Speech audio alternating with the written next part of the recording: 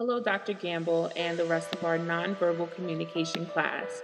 This is Beren Johnson, and the book I chose for my audio presentation and book report is The Nonverbal Advantage: Secrets and Science of Body Language at Work.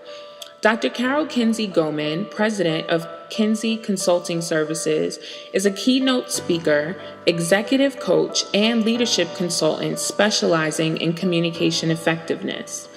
The Nonverbal Advantage: Secrets and Science of Body Language at Work was written by Dr. Goman to provide organizations with thorough insight into the role that body language plays in their day-to-day business activities.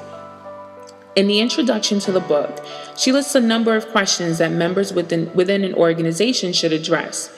What kind of impression am I making? Did my whole team understand what I said? How do I know if he really supports my idea?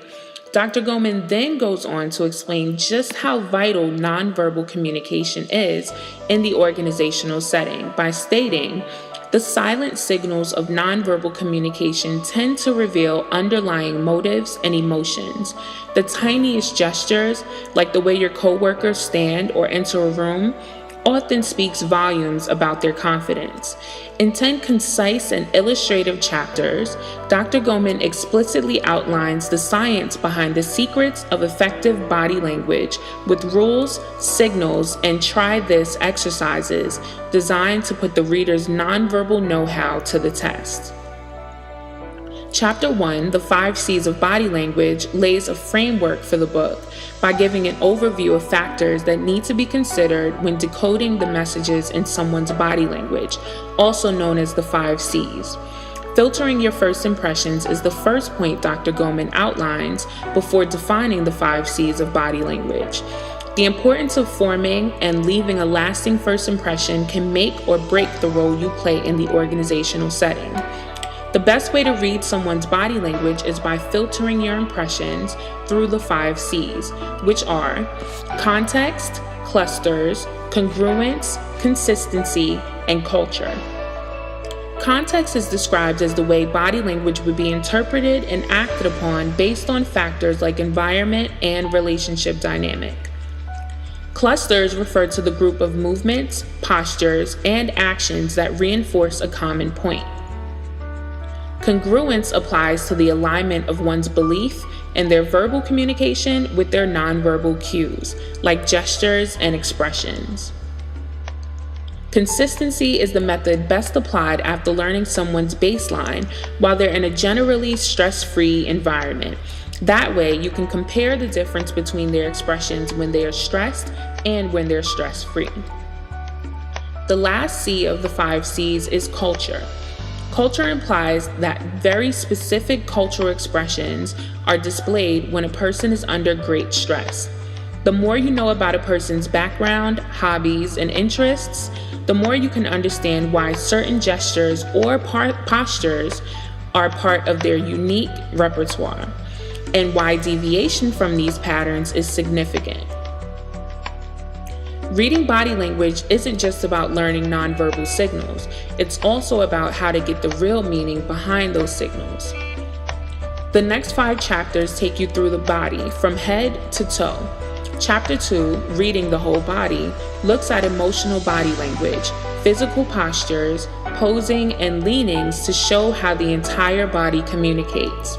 Body postures, open and closed, of Chapter 2 describes closed body postures as crossed arms, crossed legs, position away from someone. Open body postures are signified by uncrossed legs, open arms, open palms, and perceived as being more receptive during communication. Chapter 3, The Eyes Have It, explains the power of eye contact. It gives general definitions for a variety of eye movements and shows how to tell the difference between a business gaze and a social gaze. Chapter 4, Face to Face, covers facial expressions and the emotions behind them. Included are the 6 expressions that are universally recognized and understood. Those expressions are joy, sadness, surprise, fear, disgust or contempt, and anger.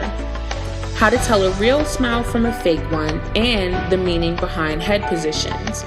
Chapter 5, Talking with Your Hands, looks at hand and arm gestures and shows how they play a part in displaying confidence, openness, resistance, and anxiety.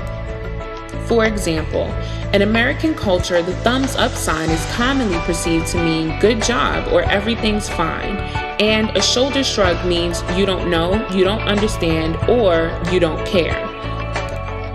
Chapter 6, Feet First, explores the fascinating body language of the feet and the legs, parts of the body where gestures often go unnoticed. Our bodies communicate in a number of ways. Some of that communication is intentional, some of it unintentional, all of it conveying a message. Chapter 7, You're in My Space, looks at spatial zones, those distances between people that are most appropriate for intimate, personal, social, and public interactions. This chapter addresses why seating arrangements are so important in business meetings and what someone's office can tell you about that person. In Chapter 7, Dr. Goman explains one of the easiest mistakes to make during an encounter with someone is to misjudge how much space the other person needs to feel comfortable. There are 5 zones in which people feel most comfortable dealing with one another, known as spatial zones. The first zone is the intimate zone. It requires a distance of 0 to 18 inches. It's reserved for close personal relationships. Within this zone, we embrace, touch, and whisper. The next zone is the close personal zone. It requires a distance of 1.5 to 2 feet. This zone is used for interactions among friends or familiar trusted business partners. The next zone is the far personal zone. It requires a distance of 2 to 4 feet. In this zone, we can communicate interest without the commitment of touching. Next is the social zone, which requires between 4 and 12 feet. This zone is where we interact with new business acquaintances or at more social affairs. Last is the public zone, which requires more than 12 feet of distance. This zone is mostly used for public speaking. Chapter 8, The Power of Touch, examines touch cues with special emphasis on the elements of an effective business handshake. It also looks at touching etiquette in the workplace and why even a momentary touch can create a human bond. Chapter 9, Translating Body Language Across Cultures, looks at some of the cultural differences in nonverbal communication, from greeting behaviors to hand gestures to the use of personal space to body postures and touch. What feels right in one culture may be ineffective or even offensive in another. Perception is at the heart of intercultural communication.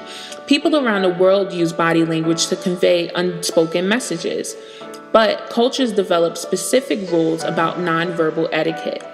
Greetings, head nods, eye contact, and hand signals do not transcend cultures, and it's in the interest of the organization and persons conducting business to embrace their curiosity to ensure a misinterpretation does not lead to loss of business. Finally, Chapter 10, Selling Your Message Without Saying a Word. Selling your message without saying a word allows the reader to see how others are interpreting their body language signals.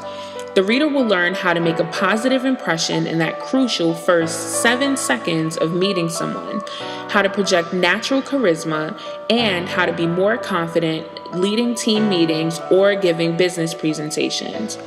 Dr. Goman makes a note in her introduction stating, if you think body language skills are a way to fool or manipulate people, you may be surprised to learn that it's just the opposite.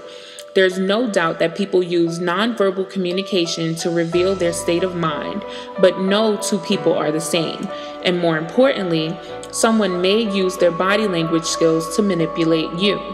The nonverbal advantage lies in learning how to use body language to enhance sincere messages of candor, caring, and rapport. One cannot fake sincerity. Whether you're going to give a speech, going on a first date, a job interview, returning to school after a long sabbatical, or giving a presentation in a nonverbal class, the Nonverbal Advantage is the handbook that will guide you through the process of effective and intentional nonverbal communication. I hope you guys have enjoyed my presentation just as much as I enjoyed reading the book and putting it together for you. Thank you.